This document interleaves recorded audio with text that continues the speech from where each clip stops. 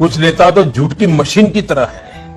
जब भी मुंह खोलते हैं धार धार धार धार धार AK-47 की तरह बस झूठ ही निकलता शुरू हो जाता है। आप लोगों से ज्यादा रेलवे के प्रति मेरा प्यार है, क्योंकि मेरा तो जीवन ही उसके कारण बना है। जो लोग अफवाहें फैला रहे हैं कि रेलवे का प्राइवेटाइजेशन हो रहा है, वो सरासर गलत है।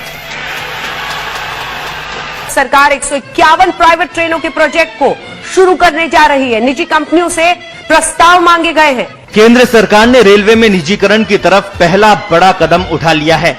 रेल मंत्रालय ने 109 रूट्स पर यात्री ट्रेन चलाने के लिए प्राइवेट पार्टीज को इनविटेशन दिया है। इसके लिए प्राइवेट पार्टीज को 30,000 करोड़ का निवेश करना होगा। पहली बार रेलवे में यात्री ट्रेन चलाने के लिए प्राइवेट पार्टी को आमंत्रित किया गया है। कुछ नेता तो झूठ की मशीन की तरह है। जब भी मुंह खोलते हैं धार धार धार धार धार AK-47 की तरह बस झूठ ही निकलता शुरू हो जाता है। आजादी के बाद से 2014 तक 67 साल में 65 एयरपोर्ट थे, 65, यानी कि एवरेज एक साल में एक हवाई अड्डा। बीते 4 वर्षों में एक साल में 9 एयरपोर्ट उड़ान के लिए तैयार। मोदी जी की सरकार में पिछले 4 साल में सिर्फ 4 नए एयरपोर्ट बने हैं। और ये बात हम हवाई ढंग से नहीं कह रहे हैं, खुद मोदी जी की सरकार की जो रिपोर्टें हैं उनके हवाले से कह रहे हैं। कुछ नेता तो झूठ की मशीन की तरह है।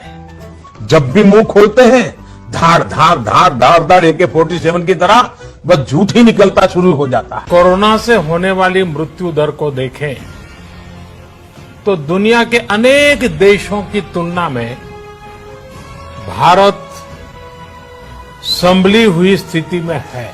कोरोना संक्रमण से जुड़ी हुई देश में कोरोना मरीजों की संख्या 6,97,000 से ज्यादा हो गई है। एक दिन में कोरोना के 24,248 नए केस सामने आए हैं। संक्रमित मरीजों की संख्या के मामले में भारत रूस से आगे तीसरे नंबर पर आ गया है। एक्टिव मरीज 2,53,287 है, ठीक हुए 4,24,433। अब तक मौत 19,693 लोगों की हो चुकी है। एक दिन में ठीक हुए मरीजों की संख्या 15,350। कुछ नेता तो झूठ की मशीन की तरह है। जब भी मुंह खोलते हैं धार धार धार धार धार AK-47 की तरह बस झूठ ही निकलता शुरू हो जाता है। न वहां कोई हमारी सीमा में घुस आया है, न ही कोई घुसा हुआ है, न ही हमारी कोई पोस्ट किसी दूसरे के कब्जे में है। इस वक्त की बड़ी खबर का रुख करेंगे। LAC के पास गलवान घाटी में झड़प वाली जगह से चीनी सेना 1 किलोमीटर पीछे हट गई है। दोनों सेना बातचीत के बाद नई पोजीशन में आ गई है। बफर जोन बनाने पर सहमति हुई है। ये तय हुआ है कि इसका उल्लंघन दोनों पक्ष नहीं करेंगे। और बड़ी खबर इस वक्त आ रही है कि LAC पर झड़प वाली जगह से चीनी सेना पीछे हटी है, करीब 1 किलोमीटर। कुछ नेता तो झूठ की मशीन की तरह है। जब भी मुंह खोलते हैं धार धार धार धार धार AK-47 की तरह बस झूठ ही निकलता शुरू हो जाता है। भाइयों बहनों, 50 दिन मेरी मदद करें। देश 50 दिन मेरी मदद करे।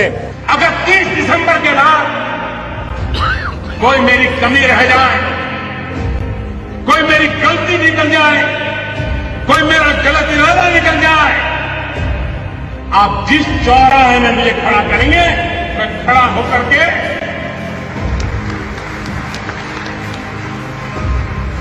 देश जो सजा करेगा वो सजा भुगतने के लिए तैयार। देश में काले धन को मिटाने के लिए नोटबंदी का फैसला लिया गया था, लेकिन काला धन समाप्त होना तो दूर, उल्टे देश की अर्थव्यवस्था ही चौपट हो गई। 70 साल सबसे खराब दौर से गुजर रही है अर्थव्यवस्था। इस दौरान ये राजीव कुमार ने कहा है, नीति आयोग के उपाध्यक्ष ने, कि 70 साल में सबसे खराब दौर से अर्थव्यवस्था गुजर रही है। नोटबंदी और GST के बाद ये तमाम असर देखने को मिल रहे हैं। कुछ नेता तो झूठ की मशीन की तरह है। जब भी मुंह खोलते हैं धार धार धार धार धार AK-47 की तरह बस झूठ ही निकलता शुरू हो जाता है। कोई कांग्रेसी परिवार का व्यक्ति शहीद वीर भगत सिंह को मिलने गया था। प्रधानमंत्री मोदी जी, आप गलत सवाल कर गए। जवाहरलाल नेहरू ने न सिर्फ लाहौर सेंट्रल जेल में भगत सिंह से मुलाकात की, बल्कि उन्होंने इसके बारे में लिखा भी। 1929 में जब भारतीय स्वतंत्रता संग्राम तेज हो रहा था, तो भगत सिंह और बटुकेश्वर दत्त ने अंग्रेजों का ध्यान आकर्षित करने के लिए दिल्ली के ब्रिटिश विधानसभा हॉल पर बम फेंका। वो इसके लिए गिरफ्तार किए गए और जेल भेजे गए। भगत सिंह ने जेल की स्थिति को बेहतर बनाने का मुद्दा उठाया और जेल में भूख हड़ताल शुरू की। उनकी भूख हड़ताल अनिश्चितकालीन हो चली। तब 40 साल के जवाहरलाल नेहरू ने जेल का दौरा किया और भूख हड़ताल पर बैठे भगत सिंह और अन्य लोगों से मुलाकात की। कुछ नेता तो झूठ की मशीन की तरह है। जब भी मुंह खोलते हैं धार धार धार धार धार AK-47 की तरह बस झूठ ही निकलता शुरू हो जाता है। पाकिस्तान से युद्ध जीता जनरल थिमैया जी के नेतृत्व में, लेकिन उस पराक्रम के बाद कश्मीर को बचाने वाले जनरल थिमैया का उस समय के प्रधानमंत्री नेहरू और उस समय के रक्षा मंत्री कृष्णा मेनन ने बार बार अपमान किया था, और इसी के कारण जनरल थिमैया को अपने पद से सम्मान के खातिर इस्तीफा देना पड़ा था। 1948 में थिमैया इंडियन आर्मी के चीफ नहीं थे। एक ब्रिटिशर जनरल रॉय बुशर इस पोस्ट पर थे।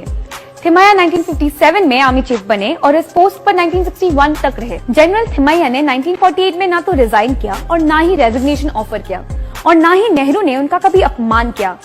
बल्कि मोदी जी, नेहरू ने तो 1948 में पाकिस्तानी रेडर्स को पीछे हटाने में थिमैया के रोल की तारीफ की थी। उनको लगता है कि झूठ से गाड़ी चल जाएगी।